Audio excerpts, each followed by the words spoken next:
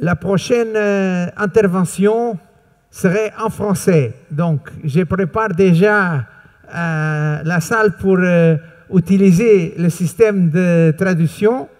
Et j'ai l'honneur d'inviter professeur Aminata Sall Diala, is the executive director of the Regional Scholarship and Innovation Fund, et va parler en français.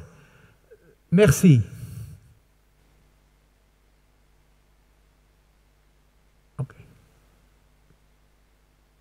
Okay. Merci beaucoup. Bonjour à tous. Donc, comme annoncé, je vais faire la présentation en français, mais la présentation est en anglais. Je vais parler en français, mais la présentation est en anglais. Depuis ce matin, je pense que nous avons beaucoup parlé d'initiatives dans le domaine de l'éducation, dans le domaine de l'innovation, mais émanant du privé. Nous allons parler d'une initiative qui est une initiative régionale, incluant tous les pays africains avec l'appui de la Banque mondiale. Alors, je vais, comme nous sommes les derniers présentateurs, je vais essayer d'aller vite pour parler réellement de cette initiative communément appelée The Partnership for Applied Science, Engineering and Technology. Peut-être que certains d'entre vous en ont déjà entendu parler, mais ce qu'il faut dire, c'est que nous avons tenté en Afrique beaucoup d'initiatives pour pouvoir mettre en place un fonds pour soutenir l'éducation, pour soutenir la science, la technologie et l'innovation. Mais nous avons connu également beaucoup d'échecs, malgré l'appui de l'Union africaine ou d'autres institutions régionales. Le PACET, qui est une initiative africaine née en Afrique, provenant des gouvernements africains et soutenue par la Banque mondiale, a été lancée en 2015 par son Excellence le président Macky Sall, président de la République du Sénégal. 3 pays fondateurs, c'était le Sénégal, l'Éthiopie et le Rwanda. Et très vite, nous avons été rejoints par 2 autres pays, que sont le Kenya, que sont la Côte d'Ivoire. Alors, aujourd'hui, nous avons plusieurs pays qui sont engagés. Vous voyez ici, on parle de 5 pays, mais nous avons mobilisé des fonds à travers d'autres partenaires. Ce qu'il faut dire, c'est qu'il existe des droits d'adhésion à cette initiative pour montrer l'engagement des gouvernements africains.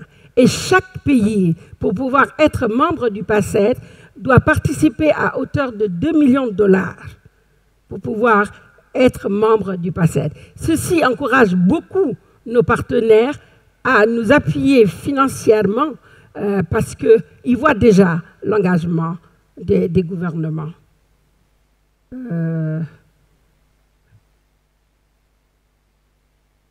Alors, nous allons spécifiquement parler du fonds des bourses régionales pour la formation des PhD. En effet, nous avons mis en place un fonds. Ce fonds donc comprend les fonds, les cotisations, les contributions des gouvernements, mais pas seulement. Ça comprend également les fonds provenant de nos partenaires. Notre premier partenaire est la Banque mondiale qui aujourd'hui abrite le secrétariat. Nous avons également d'autres partenaires au développement, tels que la Corée, qui, à travers son Trust Fund aujourd'hui, participe beaucoup à cette initiative et permet de soutenir de nombreux Africains dans différents pays. Nous avons d'autres pays partenaires, que ce soit United Kingdom, que ce soit la Chine, que ce soit le Japon, etc. Nous avons beaucoup de partenaires. Alors l'idée, c'est d'avoir le maximum de PhD ici en Afrique. Parce que pour faire de la recherche, il nous faut avoir des gens du 3e cycle. Pour pouvoir dispenser des enseignements dans les universités, nous avons besoin de ces PhD. Et dans le diagnostic que nous avons fait, on s'est rendu compte qu'il y avait réellement un gap très important en termes de détenteurs de PhD. dans nos universités. Dans certaines de nos universités, nous avons des gens qui sont titulaires de master ou qui sont titulaires de licences qui dispensent des enseignements dans les universités. Alors, c'est ce gap-là que nous voulons aujourd'hui combler, promouvoir la recherche et réellement nous appuyer sur cette recherche-là pour promouvoir l'innovation.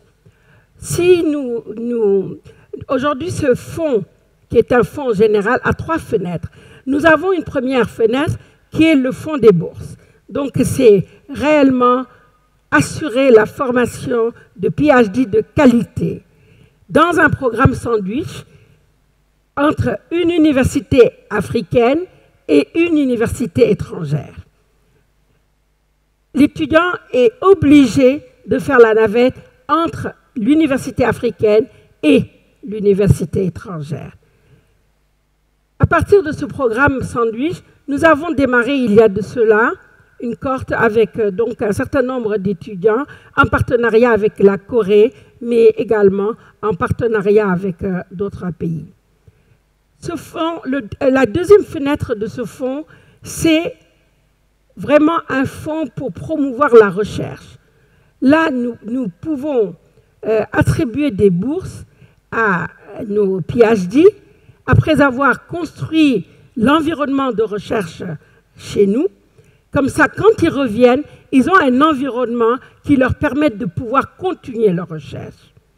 Et ce n'est pas seulement cela, il y a également des bourses que nous donnons à des universités, aux encadreurs, pour les motiver, pour pouvoir réellement aller dans des programmes de recherche qui sont des programmes de recherche communs. Et évidemment, la troisième fenêtre est l'innovation, où nous attribuons également des bourses pour l'innovation et la création d'un écosystème dans le domaine de l'innovation. Comment cela marche? Alors, pour la formation des PhD, nous avons des universités africaines qui sont choisies selon un processus extrêmement compétitif et qui sont affiliées également à des universités ou qui sont en collaboration avec des universités qui sont des universités à l'international.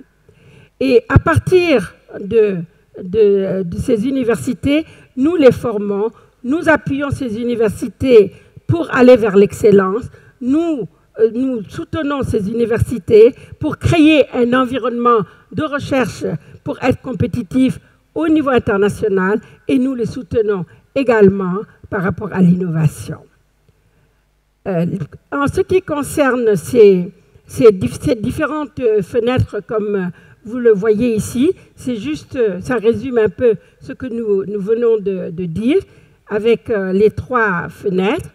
Et là, nous sommes en train de bâtir la deuxième partie de ce fonds.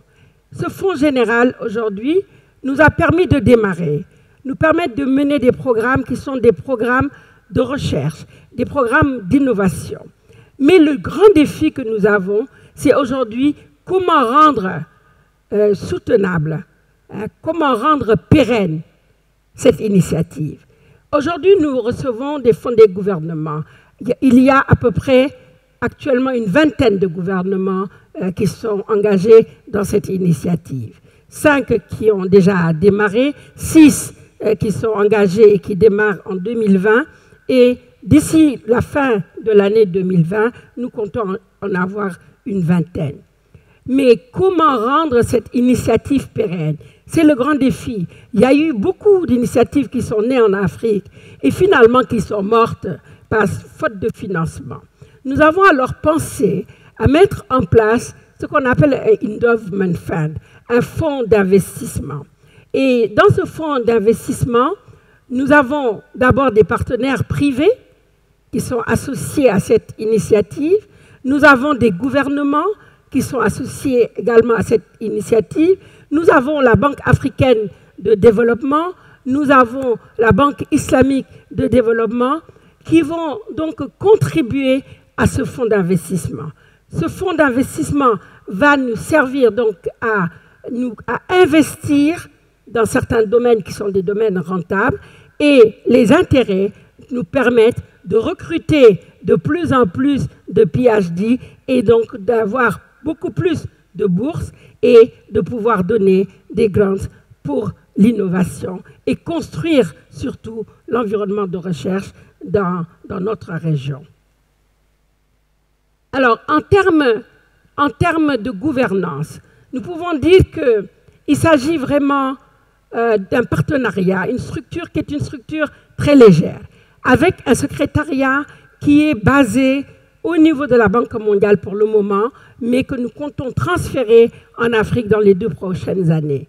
Nous avons également un conseil d'administration. Ce conseil d'administration est constitué exclusivement des ministres des pays participants. Ce sont ces ministres qui donnent vraiment les guidelines, les grandes orientations et qui permettent réellement de travailler sur un plan de mise en œuvre et vers qui nous nous retournons également pour la reddition des comptes. À côté de ce conseil d'administration, nous avons ce qu'on appelle le comité exécutif. Ce comité exécutif met en œuvre le plan qui a été décidé par le conseil d'administration. Nous avons également un conseil, ce qu'on appelle le Advisory Group. C'est un comité de conseillers recrutés partout dans le monde, pas obligatoirement qu'en Afrique, mais partout, et qui ont vraiment une expertise certaine dans le domaine de la recherche, dans le domaine de l'innovation, et qui nous conseillent beaucoup, conseillent le comité exécutif, conseillent également le conseil d'administration, et aident beaucoup aussi à définir les grandes orientations. Depuis 2015, nous mettons en œuvre cette initiative. Je dois dire que les premiers PhD vont sortir en 2020. Et c'est vraiment pour nous une fierté d'avoir mis en place cette initiative, je répète, qui est une initiative venant des pays africains, également où on a la contribution des pays africains et nous voulons aujourd'hui faire un appel à tous les pays. Il s'agit, personne n'est exclu, c'est un fonds qui est un fonds panafricain qui bénéficie aux pays. 80% de la contribution des pays revient aux pays. C'est pour la formation de leur propre PhD. Donc 80%. Mais nous leur offrons la possibilité de s'insérer dans un réseau international, de bénéficier d'un partenariat à l'international. Et grâce à ce partenariat, nous pouvons vraiment prendre des raccourcis et rattraper encore plus vite peut-être le retard que nous avons. Je voudrais vraiment vous remercier de votre attention et vous demander vraiment, si vous voulez avoir de plus amples informations, nous sommes là encore jusqu'au 5. Nous pouvons vous envoyer également la présentation et nous sommes ouverts à tout commentaire ou discussion. Je vous remercie de votre attention.